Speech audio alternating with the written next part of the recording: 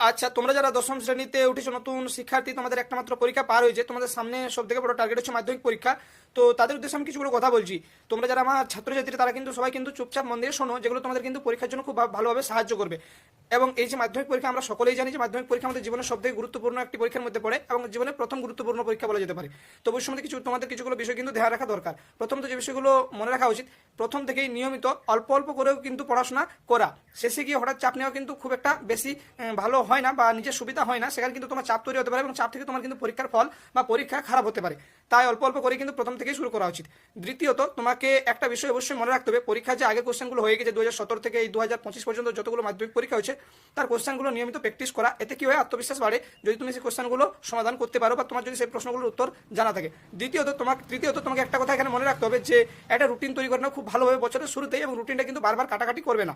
রুটিনটা তুমি 100% কখনোই পূরণ করতে পারবে না, এটা বেশিরভাগ লোকই কিন্তু সেটা পারে না। তো অবশ্যই কিন্তু সেটা ভয় পাওয়ার কিছু নেই। সেই রুটিন থেকে তুমি যদি 70 থেকে 80% অনুসরণ করতে পারো, সেক্ষেত্রেও তোমার কিন্তু খুব ভালো রেজাল্ট হওয়ার সম্ভাবনা আছে। তাহলে 4 নম্বর, তোমাকে একটা কথা এখানে মনে রাখতে হবে, নিজের স্বাস্থ্যের প্রতি কিন্তু ধ্যান দাও। প্রতিদিন নিয়মিত ঘুমাও এবং শরীর চর্চা করো এবং খাওয়া দাওয়া ঠিকঠাক করো। শরীর চর্চা করলে কি হবে, মন ভালো থাকবে এবং পড়াশোনাও কিন্তু খুব ভালোভাবে আয়ত্ত করতে পারবে। তো শরীর চর্চা কিন্তু অত্যন্ত গুরুত্বপূর্ণ, খুব বেশি না হলেও দিনে যদি ভোরবেলায় আধ ঘন্টাও করা যেতে পারে। এবং তারপরে আরেকটা বিষয়, এখানে পরের বিষয় হচ্ছে যে তুমি সেগুলো কিন্তু যেগুলো পড়ছো স্কুলে বা টিউশনে বা হতে পারে অনলাইন শিক্ষা অনলাইনে, তো সেগুলো কিন্তু তুমি নোট তৈরি করে না। নোট তৈরি করা কিন্তু খুব ভালো, এবং সেই নোটগুলো যদি বারবার রিভিশন করো, সেক্ষেত্রে তুমি সেগুলো পরেও কিন্তু দেখতে পারবে এবং কি হয়, মনে রাখা সহজ হয়। তারপরে তোমাকে কিন্তু যে বিষয়গুলো তোমার বেসিক জিনিস, যেগুলো তোমার জানতে অসুবিধা হচ্ছে, সেগুলো কিন্তু তোমার প্রিয় শিক্ষক যার কাছ থেকে তুমি ভালোভাবে বুঝতে পারো বা হতে পারে ইউটিউব থেকেও, সেগুলো তুমি ভালোভাবে ক্লিয়ার করে নাও। তাহলে কি হয়, তোমার যে কঠিন বিষয়গুলো, সেগুলো কিন্তু যে কোনো সাবজেক্টেরই হতে পারে, সেগুলো আয়ত্ত করতে সুবিধা হয়।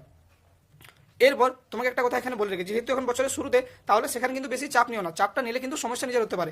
স্ট্রেস কম নাও এবং নিজের প্রতি আত্মবিশ্বাস রাখো যে আমি করতে পারবো, আমার দ্বারা ভালো পরীক্ষা দেওয়া সম্ভব, ভালো রেজাল্ট করা সম্ভব।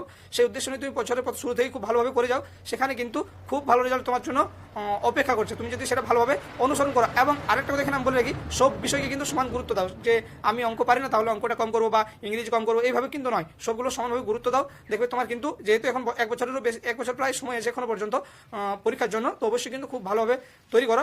বেশি আরেকটা কথা এখানে বলে রাখি, যে সোশ্যাল মিডিয়া বা যারা অনলাইনে বা এইসব দিকে কিন্তু, ফোনের দিকে কিন্তু কম ধ্যান দাও। এখানে কিন্তু তোমার পড়াশোনার যে মনোযোগ, সেটা ব্যাঘাত ঘটতে পারে। তাই নিয়মিত ব্যবহার করো, যতটুকু দরকার ততটুকু ব্যবহার করো।